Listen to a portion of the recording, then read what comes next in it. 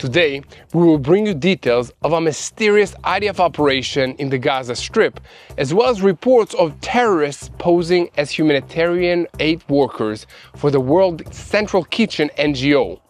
Elsewhere, United States Ambassador to Israel Mike Huckabee said in an interview that although there is hunger in the Gaza Strip, Hamas are not hungry, they need Ozempic because they're eating too much.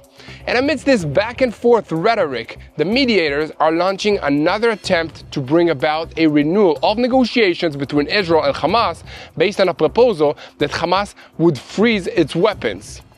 Senior political officials in Jerusalem said in response that Israel would be prepared to conduct negotiations under a condition that is set by the Security Cabinet for ending the war, and only if all the hostages are returned from Hamas captivity.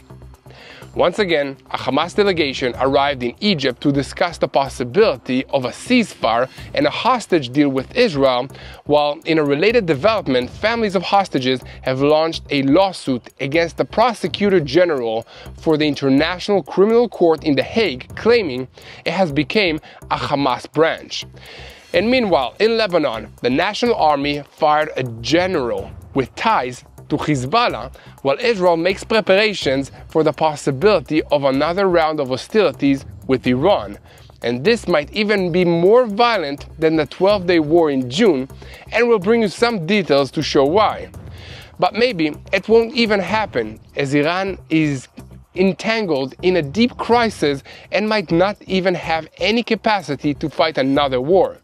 And Prime Minister Benjamin Netanyahu hopes so, and on Tuesday he posted a video in which he tried to speak directly to the Iranian people, urging them to overthrow the Ayatollah regime, which has failed to provide them the basic necessities of life, including water. Holding up a glass of water, Netanyahu promised to assist in building desalination plants in Iran like the ones we have in Israel.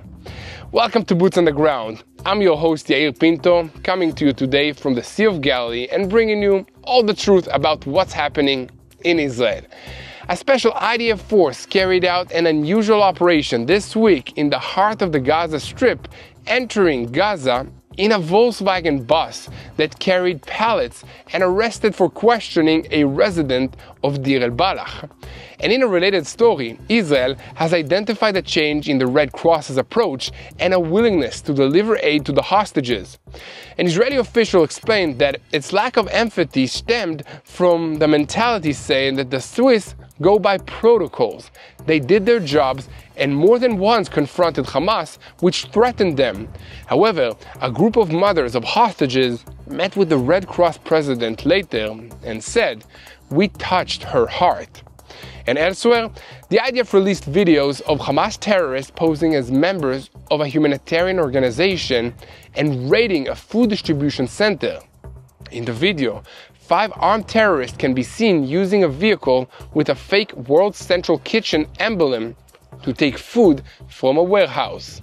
And in recent days, the vehicle was identified in the Deir el-Balach area in a rapid closure of the loop. An IDF Air Force aircraft eliminated the terrorists. An IDF spokesperson declared, "We will continue to prevent the exploitation of aid organizations for terror purposes." And circling back to the Prosecutor General at the ICC in The Hague, the lawsuit being filed against Karim Khan says that he refrained from issuing arrest warrants against the Islamic Jihad leaders and additional Hamas leaders. The complaint also claims that he created an improper moral equivalence between Israel and the terrorists. We'll bring you some more details about this lawsuit, and meanwhile, the internationally recognized government of Lebanon and the Lebanese National Army are signaling that they are serious about plans to disarm Hezbollah.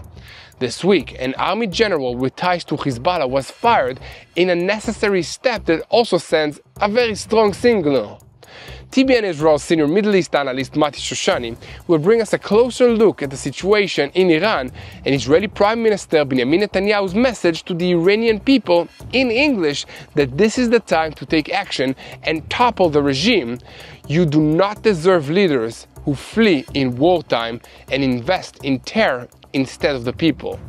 Will Iranians rise up? Well, if they do, it won't be only because of Netanyahu's speech. Reports that emerged this week from Iran say that 21,000 people have been arrested in the Islamic Republic during the 12-day war on suspicion of being Israeli spies, and several of them have already been executed. And at the same time, Iran is adamantly opposing the agreement between Armenia and Azerbaijan, claiming that it threatens its security. The people of Iran have many reasons to be unhappy with their government, and we will have a lot to talk about today. So let's dive into the details. I'm Yair Pinto, and this is your Boots on the Ground report about what's happening in Israel on day 677 of the war against Hamas, Hezbollah, the Houthis in Yemen, the Shia militias in Iraq, and all the other armed groups in this region that are operating under the command of Iran's Islamic Revolutionary Guards Corps, which is the head of the axis of evil in the Middle East. A moment before we begin, I want to call on you to keep spreading the truth.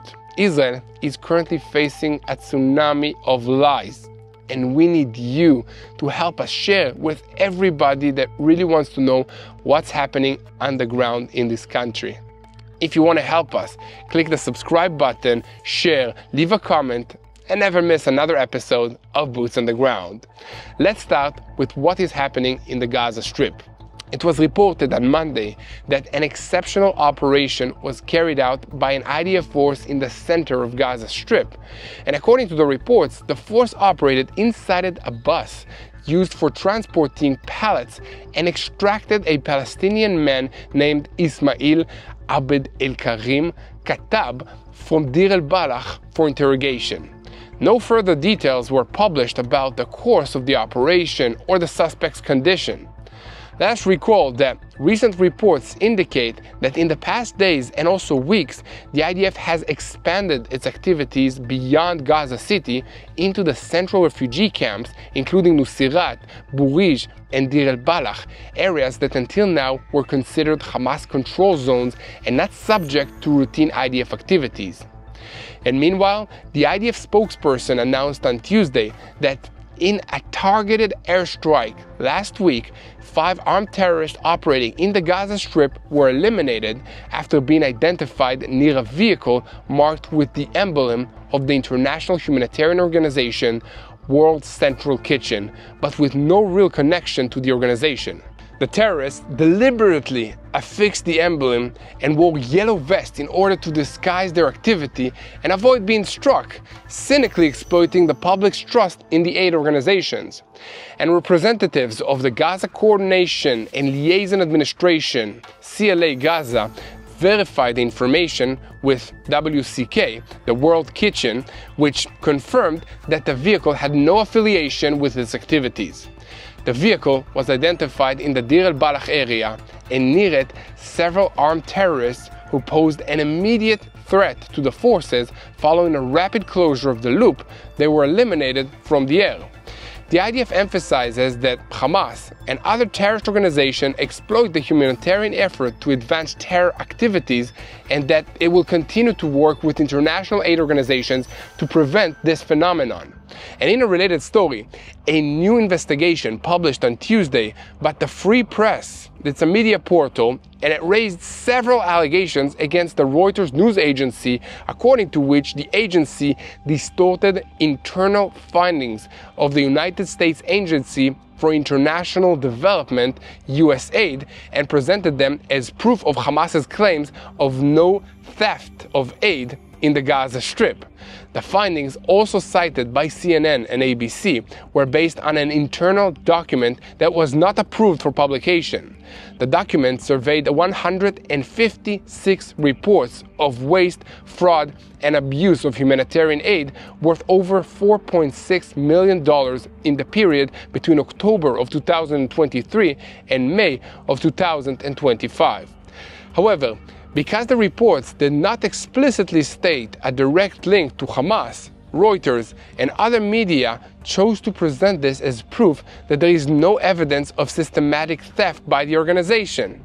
However, senior officials at USAID and the United States State Department reject this interpretation, saying that the absence of reporting does not indicate the absence of theft, but rather fear amongst the organizations on the ground to report Hamas's involvement due to threats and physical harm.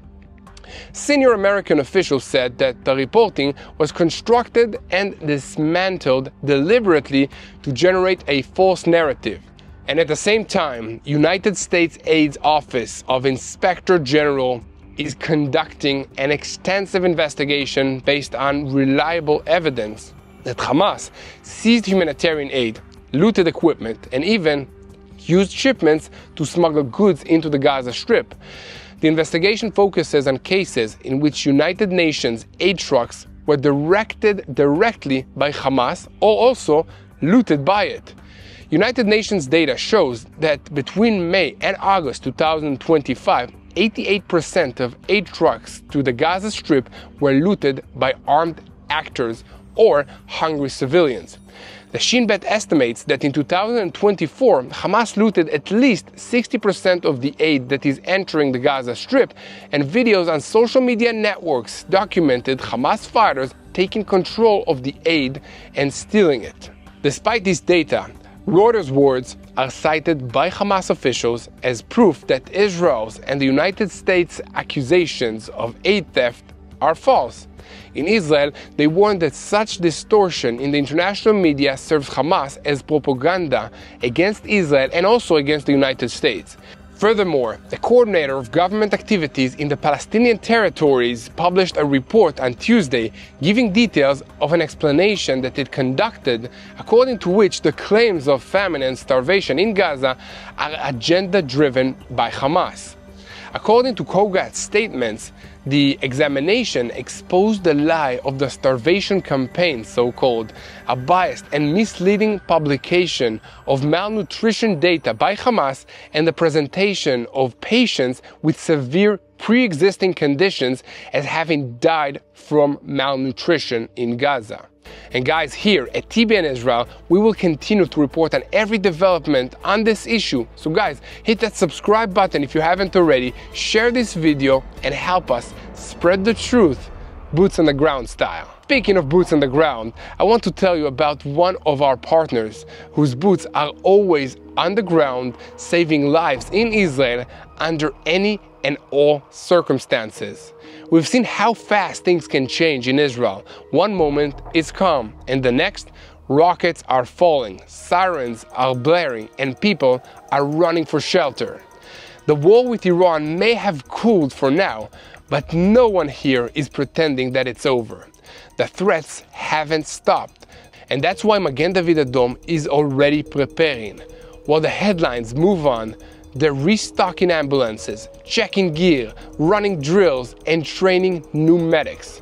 Because when the next call comes, and it will come, they need to be ready at a moment's notice, with or without any warning and without any second chances. And here's the truth, they cannot do it without your support.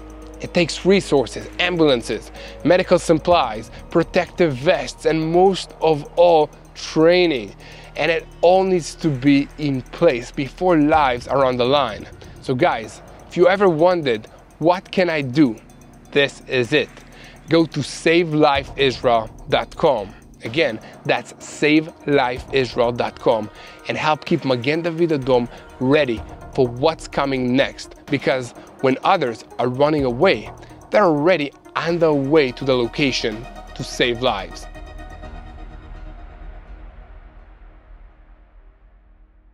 Now back to the news. A senior Hamas delegation led by Khalil El-Haya arrived yesterday into Cairo, and about a week after harsh attacks in the Arab media by the movement towards Egypt regarding the entry of aid into the Gaza Strip, and amidst the renewed attempt to achieve a ceasefire agreement with Israel, Sky News in Arabic reported that the mediators will present Hamas with a new initiative. The new initiative includes a comprehensive deal to release all 50 Israeli hostages, the living and the deceased, in exchange for Palestinian prisoners. And according to the proposal, Hamas would also be required to agree to a new IDF withdrawal map in the Gaza Strip under Arab-American supervision until a permanent solution is reached for the issue of the disarmament and the governments of Gaza. And according to the proposal, Hamas would freeze the activity of its military wing and disarm, with the mediators serving as guarantors, and Turkey as well. They entered the negotiations following a request by President Trump, and Turkish Foreign Minister Hakan Fidan visited Cairo a few days ago to try and advance the new initiative. And following his visit, the Hamas delegation was invited to Cairo. Senior political officials in Jerusalem said that in response, Israel would be prepared to conduct negotiations under the conditions set by the Security Cabinet for ending the war, and only if the hostages are returned from Hamas captivity. Until then, Israel will not cooperate with anything happening in the negotiations and is preparing to implement the cabinet's decisions to defeat Hamas. And meanwhile, the newspaper Ashraq al-Awsat reported on Tuesday morning that the visit by the Hamas delegation to Cairo is perceived as a new and significant step to revive the stalled negotiations on condition that Israel does not embark on a move to conquer the entire Gaza Strip. What drove the new move was a meeting between the America envoy, Steve Witkoff, and Qatar's Prime Minister, Mohammed bin Abdulrahman Al Thani, in Ibiza, Spain last weekend in an attempt to break the deadlock in the negotiations. Security officials in Jerusalem said that Egypt is very afraid of implementing the Security Cabinet's decisions and was ready to swallow the bitter pill and receive the Hamas delegation in Cairo in order to exhaust every chance to renew the negotiations with the aim of preventing a conquest of Gaza City. In their assessment, the Egyptians will settle accounts with Hamas at the time suitable for them over the harsh words that senior Hamas official Khalil al-Khaya hurled at Egypt with regards to assistance to the Palestinians in the Gaza Strip. In another related story, United States Ambassador to Israel Mike Huckabee gave an interview with British journalist Piers Morgan this week, in which he declared that the reason for hunger in the Gaza Strip is Hamas's desire to maintain control of the food market. He added that Hamas terrorists eat well and none of them are hungry. Instead of food, they need a little Ozempic because they're eating too much. He went on to say that the method of food distribution by the American Foundation harmed Hamas's ability to control the food, and that cost them money. Otherwise, they would have said, of course, bring the food, we only want the people to eat. But they don't care that the people eat, they care that they eat. And if you look at the photos of Hamas, when they are photographed, you can see that they eat very well. To give some context, last month, after French President Emmanuel Macron announced that France would recognize a Palestinian state at the United Nations General Assembly to be held in September, Huckabee responded by posting a statement on X that, in Macron's unilateral declaration of a Palestinian state, it was not specified where it would be. Now we can reveal exclusively that France will offer the French Riviera, and the new state will be called France-Einstein, like Frankenstein.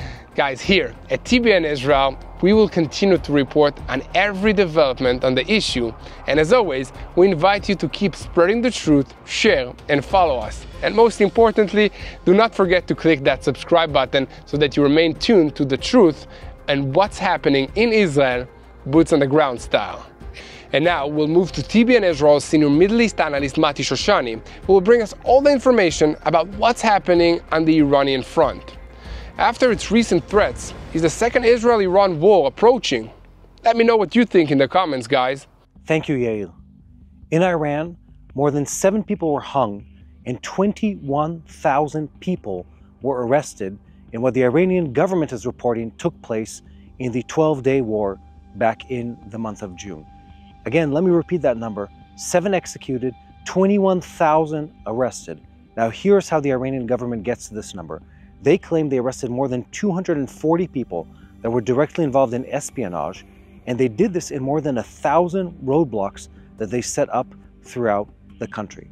Now, these are not substantiated reports by any external source, but they are substantiated by the Iranian government. And if you think about their agenda, they don't really have a reason to report on these numbers unless they're trying to really sow fear in the hearts of their people. This is an internal message for the Iranian government that is meant to put fear in the hearts of their people. The numbers are staggering. 21,000 arrests, hundreds of people convicted of espionage, and over 7 people that we know of that were executed during that 12-day war. We had numbers early on, right after the war took place, the 12-day campaign against Iran, where it was 900 and then about 2,000 people. Now the Iranian government, specifically one of their government ministries related to the police, is releasing the full numbers. It is tens of thousands of people apprehended. And what this shows you, it shows you the level of concern, it shows you the level of fear that the Iranian government is feeling, one, from Israeli infiltration of their intelligence organizations, but two, from their own people. And we'll break that down. The international community is obviously very concerned with this turn of events. People for many, many years have been talking about the human rights violations taking place inside Iran, and this means a very substantial escalation in that level of violence against its own civilians. The Iranian government claims that many of these people were involved in direct espionage against the Iranian government, taking photographs, releasing information, possibly positions of high-uppers, executives within the government to Israeli and probably other intelligence organizations. But critics of the Iranian government claim that the story is more complex, and as has happened before, some of these arrests, some of these executions are politically motivated. They're a tool used to eliminate enemies of the state as they perceive them in a time of crisis, more than actually catching onto people that were involved in the espionage in one direct way or another. In the next couple minutes, we're going to break down this very intense series of events, the number of incredible arrests taking place inside of Iran and attacks against the population, the automatic snapback mechanism carried out by European countries against the Iranian, and the reports of a trans-Caucasus road that will circumvent the Iranian country and further deal another blow financially and geopolitically to the Iranian government, led of course by the American government. One of the most prominent characters that was just arrested is a nuclear scientist by the name of Rouzbeh Vadi. I hope I'm pronouncing his name right. An Iranian nuclear scientist who, according to the Iranian government, leaked information on the nuclear program and leaders within the nuclear program, which led during that June attack on Iran to the elimination of at least one high-level executive in the nuclear program. And I want to explain the backdrop to this, because this is really important for the rest of this story. The Iranian government has feared infiltration by the Israeli intelligence organizations, and let's be honest here, also probably several others, the US included, for many years, and they've been very, well, let's just say concerned with the prospect of others being able to infiltrate their intelligence organizations. The June War proved exactly that Israel and the US and several other intelligence organizations have thoroughly penetrated the Iranian government on every possible level: nuclear, religious, civil life, and IRGC, Iranian Revolutionary Guard Corps. Rouzbeh Vadi is a great example of how the intelligence organizations were able to recruit someone pivotal, a key individual within the organization, were able to get valuable information out of him, extract it, and take action based on that information. This shows the highest level of intelligence penetration. It's both human intelligence and the ability to get real-time intel on executives within the Iranian government. If you remember those images of the first nights of the attack that Israel carried out against Iran, it was charred out windows in buildings across Tehran and other cities in Iran. And each one of them was the home of an executive, a high-upper in the IRGC, in the nuclear program, and possibly in civil life within Iran. And each one was carried out with surgical precision. And these are the faces behind those type of attacks. Intelligence from people within Iranian society giving real-time intel on the people that they think are the evil of that country. Many people in the Iranian population are against the Islamic government. This isn't a new fact. This is something we've known for a long time. Many people within Iran are opposed to the government, and the sheer volume and number and quality of people that have been arrested by the Iranian government proves exactly that the Iranian government should fear its people because they are opposed to its radical Islamic agenda. And Israel, wisely, capitalized on that, recruiting them for intelligence or as intelligence sources to help in the war against the extreme and radical government of the Iranian people. But things get further complicated for the Iranian Islamic government. There's a snapback mechanism that's supposed to take place late this month, late in August, by the E3. So the E3 is Germany, France, and the UK. And this is an automatic mechanism set all the way back in 2015, which is supposed to, if Iran returns to creating and pursuing nuclear weapons, automatically carry out sanctions against the country. And the whole idea behind these snapback mechanisms is to prevent any big superpower from vetoing that decision in the last minute, because it's something that's happened in the past. No one wants the US or the Russians or Chinese possibly from saying, look, let's give them one more chance. This says, this snapback mechanism, we've given them the chances needed, they refuse supervision, and we'll get to that in a second, and because of that, there's an automatic snapback mechanism that's going to take place against Iran. That means immediate sanctions, that means more financial pressure, more diplomatic pressure, more pain for the government, and because of that, for the people of Iran. And the hope is that that pressure mechanism leads the Iranians into an agreement and allows them to release or relinquish their nuclear aspirations. Let's talk about these sanctions for a second. Let's talk about the nuclear supervision.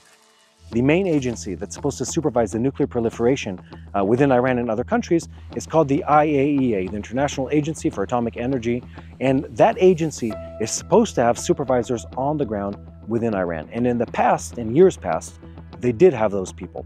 But right now, because the Iranian government has removed those supervisors, because they consistently refuse supervision, the IAEA openly says, and they've given some very dramatic reports over the past 12 months on this topic, they openly say, we're unable to give a full report of what's happening in Iran. We just know that before that June strike, they were pushing fast and hard for a nuclear bomb. They were enriching uranium at a very fast rate, and that they refused supervision in the different sites. To circumvent and prevent the automatic snapback mechanism and the sanctions on Iran, they need to allow the IAEA representatives back into the country and allow them to visit every nuclear facility to guarantee to Western countries, and first and foremost to Israel and the US, that Iran is not pushing for a nuclear bomb. And, this is very important, we know where their nuclear stockpiles are, where the enriched uranium is, and what they're doing with it. The Israeli government, led by Prime Minister Netanyahu, says very clearly they'd rather have no agreement with Iran than a bad agreement that allows the Iranians to continue pursuing nuclear capabilities. Things get further complicated for the Iranians. According to several sources, this isn't official yet, but this is what the word on the street is on this topic, the US is promoting a new land corridor through the Caucasus. And this corridor, and let me get the name correct, is going to be called the Zangezur Corridor, and it's going to lead from Armenia to Azerbaijan. And what it essentially does is it circumvents Iran as a land sort of mass or land bridge and allows other countries to be the corridor through which goods are moved. The Iranians respond to both this corridor sort of threat or rumor and the threats of sanctions against them in a very duplicit and sort of unclear message. On the one hand, they say, we're not afraid and these threats are not as big as they seem to be. And on the other hand, they say the threat of sanctions and definitely the land corridor are a huge mistake. And look, guys, the Iranians have reason to be afraid. They have reason to be concerned about what's happening because things aren't looking good for them. More sanctions, a new land corridor that circumvents Iran, the ability to, and this gets complicated here, to move oil without having to go through the Straits of Hormuz, all of these make Iran a smaller player in this region and weakens their footprint and therefore makes their government even more brittle and fragile and susceptible to revolution and to being overthrown. And you know, as much as I do, that any dictatorship's biggest nightmare is the factor of being overthrown by its people or by external pressures. And in this case, we have both coming together at the same time. One last thing, Prime Minister Netanyahu has been very vocal in speaking to the Armenian people. Back in June, during the Israeli 12-day attack, or Israeli and American combined attack on Iran, Prime Minister Netanyahu several times speaks to the Iranian people, in English, by the way, speaking to an Iranian journalist, and he says the following. He says, "People of Iran, you are not our enemy. Our enemy is the radical Islamic government of Iran. You are our allies, and we'd like to go back to living a peaceful life and a life of covenant with you, as we did in the times of the Bible and as we did before the Islamic Revolution." And he once again, this last week, speaks to the people in Iran, telling them now is a time for revolution against their government, and more so reminding the Iranian people that Israel has made in Parsi, the language of the Iranian people, assets available online to help with water shortages, to help with agricultural, technological solutions, specifically in arid areas. Now, this is a very tongue-in-cheek comment on behalf of Prime Minister Netanyahu. He's on the one hand telling the Iranian people that he supports them and he's for them, and on the other hand, he's knocking down on the Iranian government, pointing out their weakness, their inability to supply water, and the basic needs of life for the Iranian people that has been a huge issue and a cause of demonstration and internal tensions within Iran for weeks now. Again, to remind you, Iran has been experiencing record heat levels. They're unable to provide running water. They're unable to provide electricity to many parts of the country for most hours of the day. Prime Minister Netanyahu doesn't miss an opportunity to remind the Iranian people what the fruit of their government looks like and what that means for them, and to encourage them to remove that evil government and promote something entirely different. I want to sum up all these ideas and say that there is an out here. The Iranian revolutionary government can say, we relinquish the way of terrorism. They can admit to the fact that their path has led them down a road of destruction, of suffering to their people and their economy and their land. But they haven't done that. Instead, they've doubled down on purchasing weapon systems now from the Chinese, instead of helping with a water shortage, instead of helping with electrical issues, instead of helping with the crazy inflation that is running rampart in the Iranian economy. All of this can change if they choose the road of peace versus the road of violence and hatred. Israel, the US, and multiple other countries are waiting on the sidelines, waiting for the Iranian government to change its tune.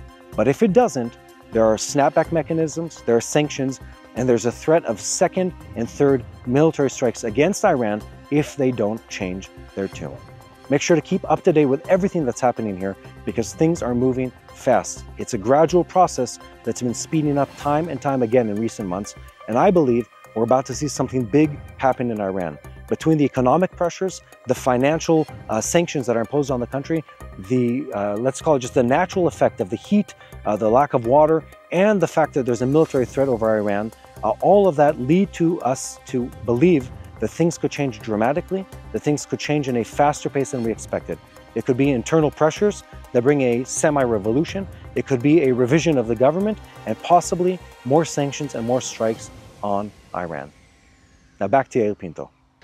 Thank you very much, Mati, for doing what you always do and bring clarity to a very confusing situation. And guys, if you know someone who's confused about what's happening in the Middle East, just send them this link of the video, tell them to subscribe to TBN Israel, and they can join us and watch the daily boots on the ground updates from Israel about what's happening in this region. Now, we're shifting our focus to the northern arena, where in Lebanon, Hezbollah's protest continues against the government's decision to disarm the terrorist organization. For now, there is a sense of stable instability, with the tensions not getting any worse, but also not getting any better.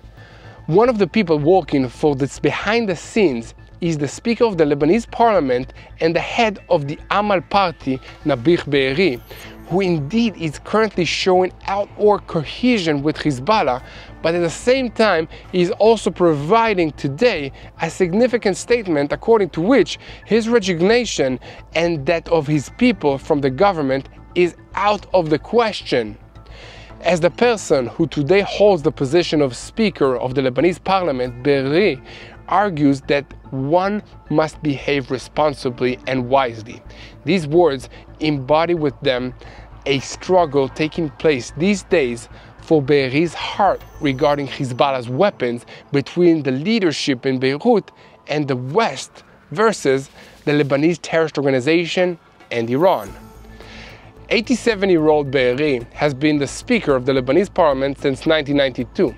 He's also a businessman and therefore is more susceptible to pressure from the West.